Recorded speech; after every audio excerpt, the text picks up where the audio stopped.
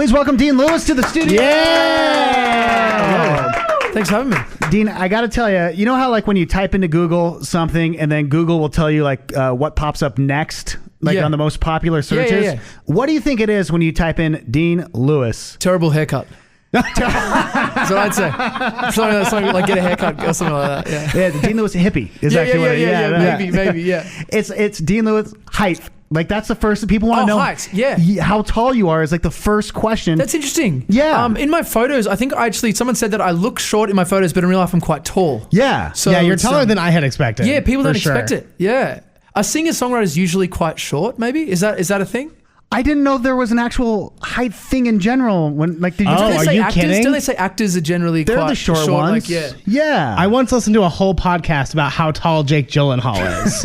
Like how tall getting is he? to the bottom of it. It turns out that he's 5'11" and 3/4. So he says that he's 6 feet, but he's not 6 feet. You round up. You round up. You never round down. So I guess inquiring minds want to know, how tall are you? Well, I go between, depending on the shoes, 6'2" and 6'3". No, we're the same height. So Yeah. Okay. But we're rounding up, so it's 6'4", 6'4", 6'5". 6'9". Who knows? Yeah, let's keep going. Yeah. With that height, then, was there basketball growing up in Australia? Yeah. Or? Sadly, in Australia, so I was in the basketball team and I was the center. Okay. So we're not.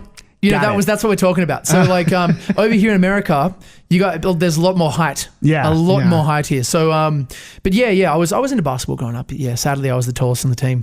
What in Australia, if you don't know, if you couldn't tell from Dean's accent, Dean's from Australia. Yes. Born and raised, yeah. What were the sports like that are played in Australia? Yeah, well we play it's a lot of rugby.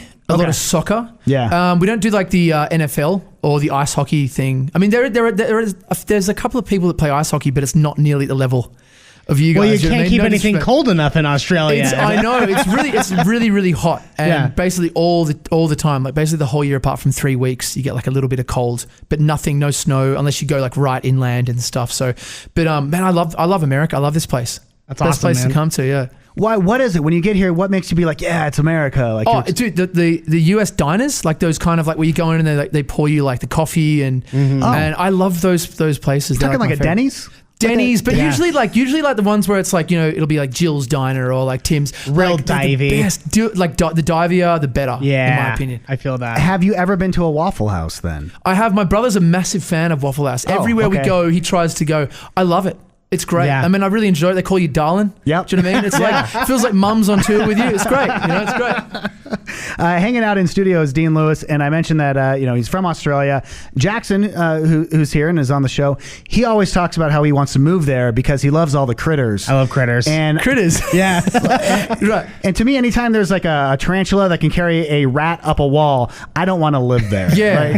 Well, the thing is, it's like, but if you're in Los Angeles, there's mountain lions in the hills. That's crazy to me. But there are lots of like bugs, a lot of spiders and stuff like that. But if you're living in Sydney or a major city, you probably only see about like a huntsman spider like maybe 5 or 10 times a year. Do you know what I mean? In your room. Like but that's not a lot because that's like less that's than 1%. More than zero, which is what he wants to see. Yeah, but you guys can walk in a mountain like coyotes and mountain lions can. Oh, there's a mountain lion in John's backyard right now. Like literally in my backyard. You're joking? Yeah. No. That's out of control. It's this brand new area, and the animals are there. We just moved into their homes. Yeah. But you see it? The cameras do. We've never actually. Yeah, it's crazy. Scary. Yeah, that's awesome. So I guess what am I doing asking about rats and tarantulas when I got a mountain lion? You got a mountain lion in your backyard. That's on me. That's awesome though. That's great. What's cool about you is you've had this nice rise of a career in Australia, and then the second rise happening in the States. Where almost you're able to experience things twice. Is what it looks like to me, because where you are now here in the States is where you were last year. Literally, yeah. Like the rooms we're doing back in Australia are like they're bigger, and then you kind of come to America and we're kind of playing shows we were playing like a year ago the size. Like in Salt Lake tonight we're playing it's like 600 capacity, but that's still insane because I think I was telling you earlier like this never happens from Australia. Like there's like AC/DC. 5 Seconds of Summer and Sia. That's like they, and Keith Urban. They're on radio. Yeah. But it's so you sort of grow up hearing that it's never possible in America, and to have a song that's starting to connect here is none of us expected it. Yeah. Like the target's like, England. Oh my God, or like France, if something happened, but America, this is like it's unheard of. So you start there in Australia, you come over here, you're selling out in Australia, and you get here, and we were talking off air that one of your first shows here in the States, you had like 10 people. Yeah, so I did this weird like one-off show kind of thing, sort of 1 or 2 shows a year and a half ago, and in Portland, and there was literally 10 people in the room, and it was so awkward, mainly for them, because it was like when there's like a big gig, you sort of can't look at the same people because there's more people there. Yeah. Every time I looked up, it was like, oh, that's you. That's you again. Like each song. And it was just, you know what? But you have to do those gigs. You know what I mean? Because it makes you appreciate like selling out a show in America. It's like you go, oh, I remember like Sean was with me, my brother, and we're just like this is pretty grim. And then when you sell it out, you really appreciate how amazing it is, you know? That's why I was going to wonder, like, how do you even do that when you're looking out and there's just a few people and you're like, I'm better than this. Why? Like, it's brutal. Yeah. It's brutal. You just kind of, you just got to do it. And you go out there knowing it's going to be weird.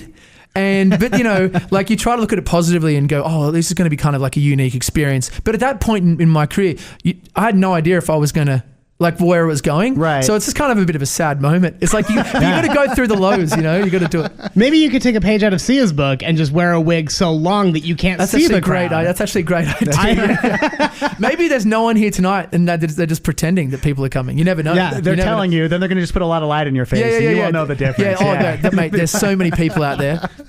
Dean Lewis has been hanging out in studio, and I got to tell you, I played your song for the first time for both Jackson and Monroe on the morning show, and they heard it and they're like, the song is fantastic. Yeah, well, thank you. We play a lot of new music on Mix. In fact, overnight it's all brand new music, so we hear a lot of stuff.